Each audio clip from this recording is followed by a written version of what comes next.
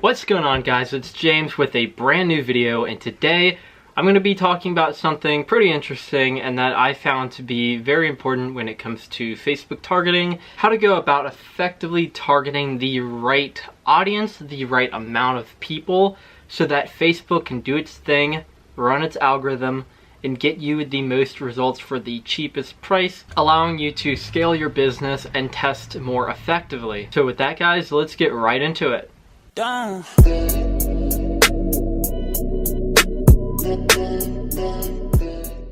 first element that people need to be aware of is that Facebook is a very complicated piece of machinery. It works in mysterious ways. Basically, its algorithm is kind of predictable. In most cases, you kind of have to figure out what works for you, your specific business model. If you're doing Facebook ads for clients, exactly which strategies work best for that. It's all very different. But all of these campaigns have a lot of commonalities that are very important to be aware of. The first aspect of that is you need to give Facebook time to optimize.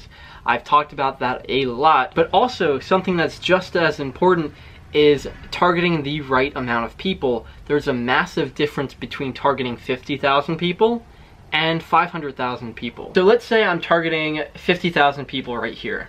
I'm targeting engaged shoppers, maybe mothers of preschool kids, whatever, I don't even know, just an example.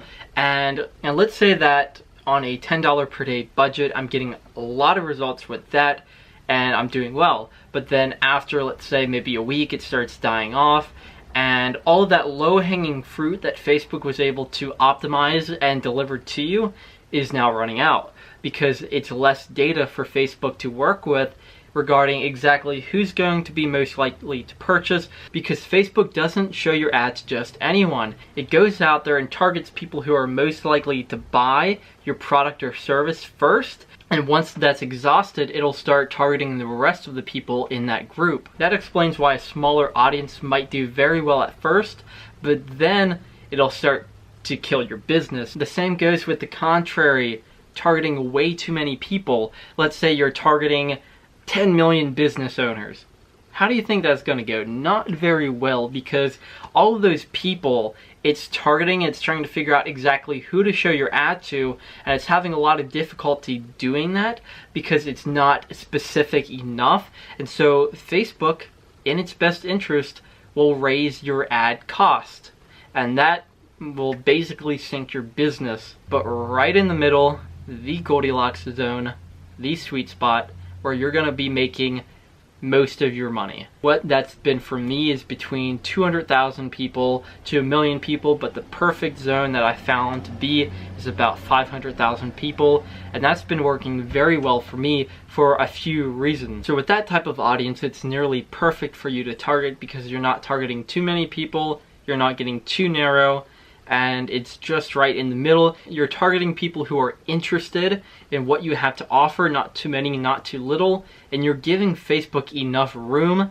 enough data within that audience of people to find the right people who are most likely to purchase your product or service at a reasonable price that you can afford to spend on advertising. So that's what I've started doing. It's been working very well. It's probably going to allow me to scale a crazy amount, so I'm going to see how that does. But also, another thing that I want to tell you guys about is that when I go into the breakdown menu of Facebook ads and I sort by region, I'm able to find exactly which regions are wasting my money and which regions are yielding me a very, very inexpensive cost per click. Also the largest click-through rate, because really it's a science. There's going to be a lot of people in specific regions that will just be much more interested in your product for several reasons. Maybe for them, it's very affordable to have your product shipped to them because they can't get it in a store in their location. That's very common, especially farther away outside of urban areas. But it's crazy to see that in a specific state or region, I'm getting like 7 cents per click and getting a lot of results from there, but in another it's costing me like $1.14 per click. And obviously I'm going to kill the regions that aren't getting me the best results. because I want to be able to scale this cost effectively and only target the regions and the people who are most interested in my product. So hopefully that helps you out with your Facebook targeting. I definitely want to do a lot more videos in the future about Facebook ads, really breaking down exactly how to target, how to develop a winning campaign, more importantly, how to read the data, how to collect data cost effectively so that you can get the most results as fast as you possibly can, as effectively as you possibly can. So another update about LA. It looks like I am going. Right now I'm just trying to find the best place to stay. Probably going to buy my plane tickets today, so that's going to be a really fun vlog. I'm looking forward to it. Hopefully it all turns out well. I'm sure it will.